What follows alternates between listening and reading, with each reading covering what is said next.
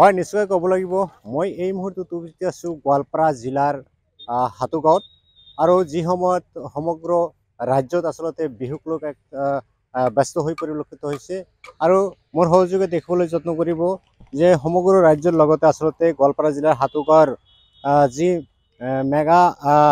মেগাচাম group সেই মেগাচাম গ্ৰুপৰ উদ্যোগত আচলতে প্ৰতি বছৰে নতুন নতুন আচলতে এটা কৰে থিম লৈ আচলতে ভেলাঘৰ নিৰ্মাণ কৰা হয়। এই তাৰ পৰিপ্ৰেক্ষিতত এইবাৰো আচলতে দেখিবলৈ পোৱা গৈছে যে গৰু গাড়ী এখন গৰু গাড়ীৰ আকৃতিত আচলতে ভেলাঘৰ নিৰ্মাণ কৰা হৈছে, কিয়নো পুৰণি দিনৰ যি গৰু গাড়ী আচলতে সমাজৰ পৰা নিশ্চিহ্ন হৈ যোৱাৰ পথত সেই পুৰণি দিনবোৰক আচলতে উভতাই লৈ অহাৰ কাৰণে এইসকল এই গাঁৱৰ এই যুৱকসকলে আচলতে এটা প্ৰচেষ্টা হাতত লৈছে। মই পোনে পোনে তেখেতৰ পৰা এক উদ্যোক্তাসকলৰ পৰা আমি জানিবলৈ চেষ্টা কৰিম।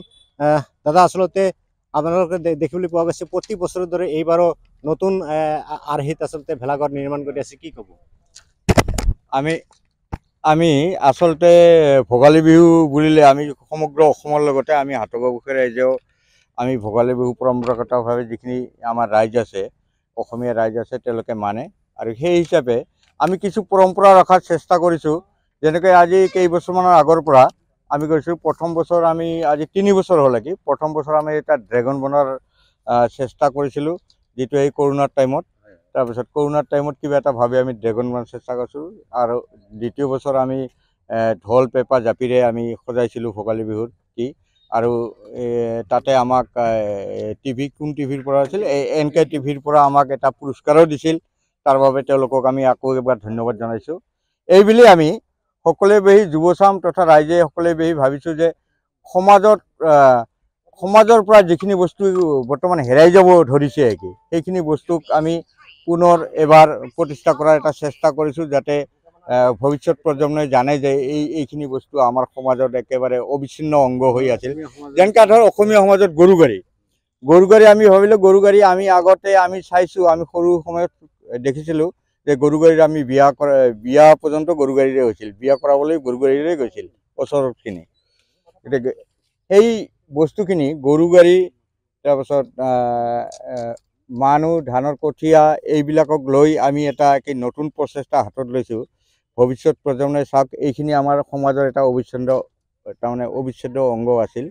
সেই হিচাপে আমি চবে মিলি আলোচনা কৰি ভাবিলোঁ যে এইবাৰ গৰু গাড়ী বনাম, গৰু গাড়ীখনক যাতে আমি হেৰাই নাযায়, ভৱিষ্যত প্ৰজন্মই যাতে জানক যাতে গৰু গাড়ী এখন আমাৰ সমাজৰ একটা অবিচ্ছেদ্য অংগ আছিল বুলি। সেই হিচাপে আমি চবে ভাবি মেলি আজি গৰু গাড়ী বনাবলৈ চেষ্টা কৰিছোঁ।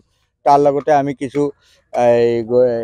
এই ভোগালী বিহুত আমি অন্য বাৰৰ দৰে এইবুলিও আমি কিছু এটা অনুষ্ঠান ৰাখিছোঁ। যেনেকৈ ধৰ কিছু খেল ধেমালিৰ প্ৰতিযোগিতাও আমি ৰাখিম, ইয়াত কেৰাম খেল প্ৰতিযোগিতা আছে, ভলীবল প্ৰতিযোগিতা আছে, সেইসমূহ ৰাখিম। তথা আমি এতিয়া আমি যেনেকৈ উৰুকাৰ দিনা আমিতো চবে মিলি যেনেকৈ খানা খাওঁ এনেকৈ ইয়াত খানাৰ এটা ব্যৱস্থা কৰিম, সকলোখিনি ৰাইজক মাতি পেলাই এটা খানা খাই আমি ভোগালীটো উৎসৱ পালন কৰিম বুলি আমাৰ এটা কি আছে। হয় নিশ্চয়কৈ ক'ব লাগিব মোৰ সহযোগী আৰু এবাৰ দেখিবলৈ যত্ন কৰিব। ইয়াৰ সুন্দৰ আকৃতিত আচলতে গৰু গাড়ী নিৰ্মাণ কৰি থকা হৈছে, গৰু গাড়ীৰ আকৃতিত আচলতে ভেলাঘৰ নিৰ্মাণ কৰি থকা হৈছে আৰু এতিয়ালৈকে হয়তো সম্পূৰ্ণ হোৱা নাই, দুদিনৰ মাজতে হয়তো সম্পূৰ্ণ হৈ উঠিব।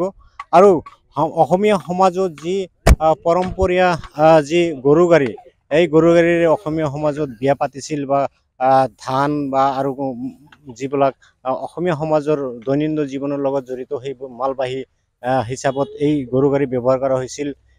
মোৰ সহযোগে পোনে পোনে দেখিবলৈ যত্ন কৰিছে। এতিয়াও আচলতে এই গৰু গাড়ীৰ আৰ্হিত হাটুগাঁৱত নিৰ্মাণ কৰি থকা হৈছে আৰু এই নিৰ্মাণ যিসকল আচলতে কমিটিৰ উদ্যোক্তাসকল আছে, উদ্যোক্তাসকলৰ আৰু এজনৰ পৰা আমি কিছু কথা জানিব খুজিম। দাদা প্ৰতি বছৰে আচলতে আপোনালোকে নতুন নতুনকৈ এটা কৰি থিম লৈ আৰু নতুন নতুনকৈ ভেলাঘৰ সাজে, কি ক'ব আচলতে?